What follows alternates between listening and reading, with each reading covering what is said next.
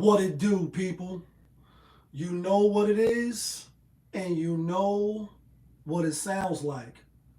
NBA, picking with Pop. Let's roll. Shit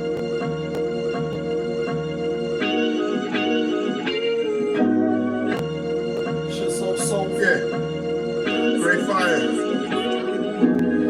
Winner, chicken dinner, money long clicking. Those who do it daily, one-on-one popovism. Cooper, You grade, know got the the vibes. fire We about to bats get to lit that, up. my Hit brother. the band on in the air, throwing signals. Winner, chicken dinner, money long clicking. Those who do it daily, one-on-one popovism. Cooper, grade, got the fire bats lit up. Hit the band lines in the air, throwing signals. 1,000 on the table, 100,000 in the bank account. I'm trying to get rich. Who else in the building trying to break the house? What it do, people? Welcome back to another edition of NBA Picking with Pop. Happy Thursday. We almost made it to the end of the week. Yeah, kid. All praises due. Bless up, bless up. Short card in the NBA today, but some good games. But y'all know how we do. Quick recap of yesterday's games. 11 games on the slate. Overall, we went 6-5. But although that's a winning record by one game, we actually did bad because the games that I bet on and the four locks that I gave out, we went 3 and we went 1. And I'm disappointed. So we're going to talk about it real quick and then we're going to get to the games. I know the games start at 7. You tuning in to put your bets in, see where my leans is at. I understand. So real quick, Orlando Magic, the play of the day. Damn, guys, like you really went into Milwaukee and got your fucking ass spanked. Like you broke curfew. Like you stole money out your mom's purse. Like you did some real crazy shit. And we not sleeping on the Bucks, but that was the third game between them. All of the games has been close. Bucks was on the back-to-back. They all one of the oldest teams, so we thought Orlando was a great spot and a great play, and it wasn't. Dallas Mavericks. I heard JaY talk about it. I watched the show today. Just for the side note and the side record, he is the professional. He went 2-9 yesterday, so I'm not a professional. We went 6-5, and he went 2-9. That's just to show you that no matter who's on these internet airwaves, no matter who's showing you a whole bunch of money and driving in a Ferrari or whatever it is that they really trying to reel you in, they can lose and you can lose if you pick the wrong teams. But that Dallas game, it was 1 second left. They was down 1 and they foul. And I'm saying like, damn, my guy, you're not going to win a game in 1 second. You foul, they go to the line, they knock the 2 free throw down, and we lose by 3 instead of 1. And Dallas should have won the game. I heard JaY speaking about the NBA got to do better, and every other commercial is a sporting ad, it's a betting ad. And he's right in that sense, but the NBA is not going to do better. And you know why? Because this shit is scripted and rigged, folks. It's cheating. Anytime it's billions of dollars on the line, like dun dun dun, like your life's on the line, they're gonna fix it the way that they want, so that they can get your money. Because that's your money, son. Like they doing this because shit is scripted and rigged. They're not gonna fix it. Fuck, they gonna fix it for when Tim Donahue or whatever the fuck his name was, you betting on this games on the sideline so you can win some money. And that's when it was illegal. Now it's legal? What? Come on. Let's be real. Denver Nuggets, last minute, they take Joke out the game. You think he gonna play like, oh, they on the back-to-back, but it's only 2 points. Yeah, they could beat Houston. Oh, no, they can't. Not without the Joker. You don't even got a chance. When I seen that after I made the bet already, I'm like, damn, they fucking took him out. So that's something that you can't neo dodge and you can't 52 Mayweather block it. They're going to get you in that regards. Last game of the night that we hit the Golden State Warriors, but, you know, obviously the play of the day was the strongest, so that was where the most money went, and we ended up having a losing night. It is what it is, but the overall record now is we 308 and we 296. As far as the locks, not from Yonkers, we won 147 and 130, so we still 17 games above 500. As far as the play of the day, we are 18 and 9, so we still above 500. With that being said, let's get to today's action, and we got to go on starting out. We got the Indiana Pacers out on the road at Detroit. We've seen this game already, or this movie rather, 2 times. Indiana won the first game, I think, by like 7 or 8. And then Detroit Pistons spanked them 130 to 106. Both teams had all their players. In this game here, when you look at RotoWire, you see Halliburton and Mathurin. They probably not going to play. And I think even if they did play, I think Detroit is playing well. Cunningham is looking like an all-star. He's looking like he's that guy, and he's not really one of them, but he really one of them. And Detroit been playing good. They lost, and they didn't lose. They actually beat the New York Knicks on Monday. Now it's Thursday. They are the more rested team. I think Indiana, they played 2 strong games back-to-back against Cleveland, one of the tougher teams in the NBA, probably the best team in the NBA. And I think that's gonna rear its ugly head tonight, as far as playing against a young, spry Detroit team with a couple of your horses down. So for me, and for that reason alone, I'm on the Detroit. Next game up, 6:20-minute mark. we got the Phoenix Suns at Washington. Phoenix giving 11.5. Phoenix the better team record-wise, obviously talent-wise, but laying 11.5, I can't do it. Won't do it. And the reason why I can't do it and won't do it is just because they're not a great ATS team. They may win the game, but they don't cover. They may rarely cover. I think when I took them as a lock against Atlanta, they was given 7 or 6.5. They won 123, 115 back in Phoenix. Then when they came to Atlanta, they lost. I ain't really in love with this game, and I'm probably not going to bet this game, but for the sake of the channel, I'm going to lean towards Washington with the 11.5. Game of the night, or what should be the game of the night, we got Cleveland Cavaliers rolling into OKC for the rematch, and Cleveland rocks, Cleveland rocks. I watched the game last weekend. We had Cleveland as a lock. We was on the right side of that game. Obviously, Cleveland was home, so they had the advantage. In this game here, OKC has the home field advantage, but I don't think they have the advantage on the court, and this is why.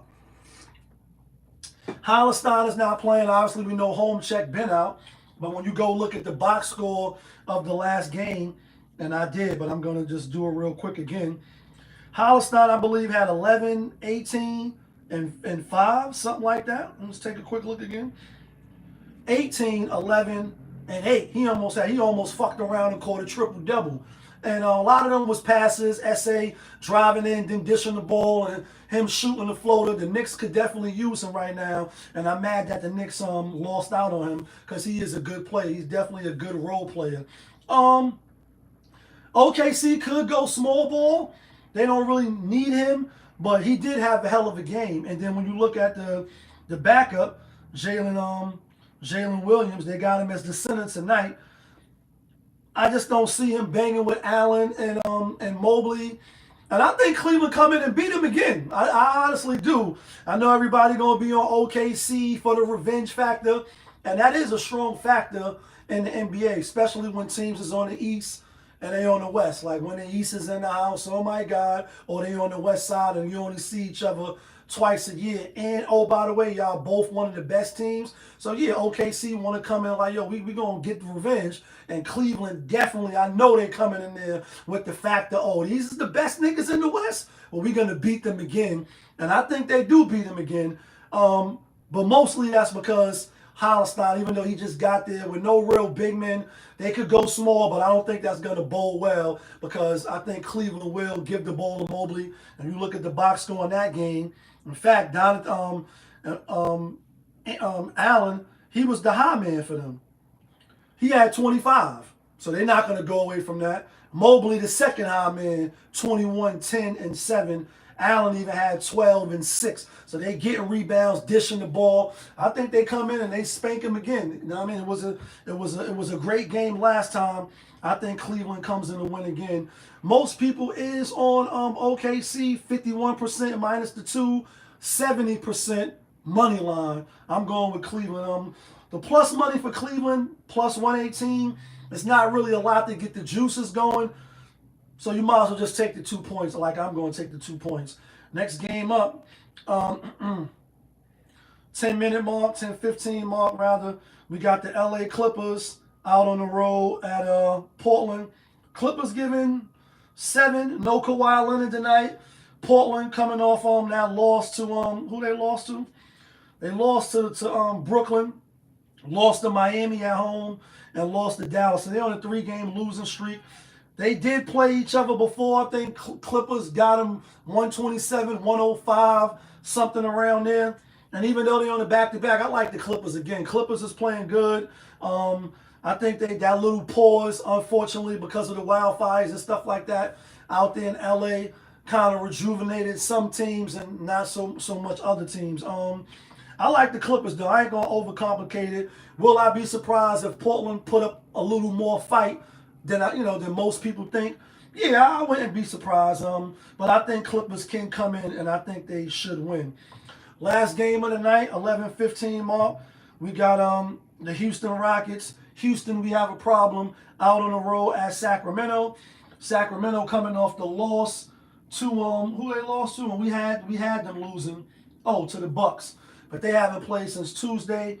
Back at home, coming off the road, played the Celtics and won, Bulls and won, and they lost to the Bucks. But prior to that, they won 7 straight. They was one of the hottest teams in the NBA after firing Mike Brown. Doug Christie got them playing better. You know what I mean? Houston, obviously one of the best teams in the NBA, one of the best teams in the West. Coming from Denver, high altitude, no Joker, so that made it a little easier. And again, we had Denver as a lock yesterday, thinking Joker was going to play. We make our bets, then they pull him at the last minute, and that's stuff that you can't escape that. Vegas, NBA, however you want it, they're going to do what they're going to do, and you either on the right side or you on the wrong side. Yesterday, we was on the wrong side. Could Houston come in and win? Yeah. Or could they cover? Yes. No Fred VanVleet. I think Sacramento wins. I think they like the beam tonight. I think they cover. It's not really cool, or you kind of asking for it if you take Sacramento as a home favorite, but it's really only 2 baskets. You know what I mean? Some of y'all might got them with 4. Right now I'm looking on CBS Sports app, and it's 4.5. I like Sacramento minus the 4.5. No music today because it's only 5 games. We're just going to get to the locks and get to the play of the day. I like Detroit to get the win at home, to get the bounce back. Or are they bouncing back? And I think they didn't lose. They lost. They beat the Knicks and they beat Toronto. I think Indiana loses too. Halliburton may play. Mandarin, he may play. But I still like Detroit. It's going to be the 3rd game between them. They both won. Detroit is back home. They got the extra rest they haven't played since Monday, since they beat my New York Knicks. Them young boys is ready. I think they could get a home victory. You know what I mean? Holland in. All right, so Holland is in. That's even better. That's why the spread changed, actually, because it was Detroit minus 1.5. Now it's Indiana minus 1.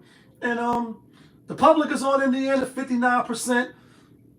I like Detroit. I won't be surprised if Indiana wins. But when you look at the 2 matchups, when Indiana won, they just barely won by 5 or 6. When Detroit won, they won by 24, and all their players was there for both teams. They won 130, 106. They smacked them. I think they smack them again. The play of the day. I know it's not going to be sexy, guys, because it's like, oh, you're going against this primetime game. I'm taking Cleveland, guys. I'm taking Cleveland again. Really only because Hollistein is not there. I think OKC will see the effects of that. You need a big man. I mean, especially with teams that's not gonna let you dictate how they play. It's like, yeah, y'all gonna go small. Y'all can play small. We remember Golden State in the glory days, the death lineup with Draymond Green playing the 5, etc.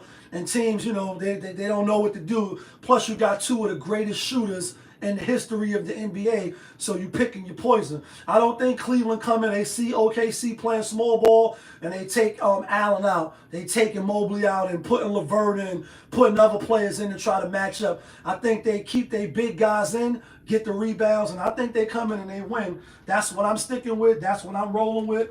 Of course, when it comes to betting, because that's your money, you could do what you want. Be careful who you listen to online, even though they may have a winning record like me, but I'm not a professional. But let me know who you like. Let me know who you taking. Let me know where you think I'm bugging out at. Of course, I appreciate you for rocking with me. All I ask is you hit the like button for the algorithm. I need the more views on my channel, etc. But y'all know who it is. This your guy, Popovich. Y'all was just tuned in. Popovich TV, NBA, picking with Pop. Of course, we live, we rolling, we unscripted, we authentic. That feeling back up and here one more again. Yeah, kid. Let's get some money tonight, y'all.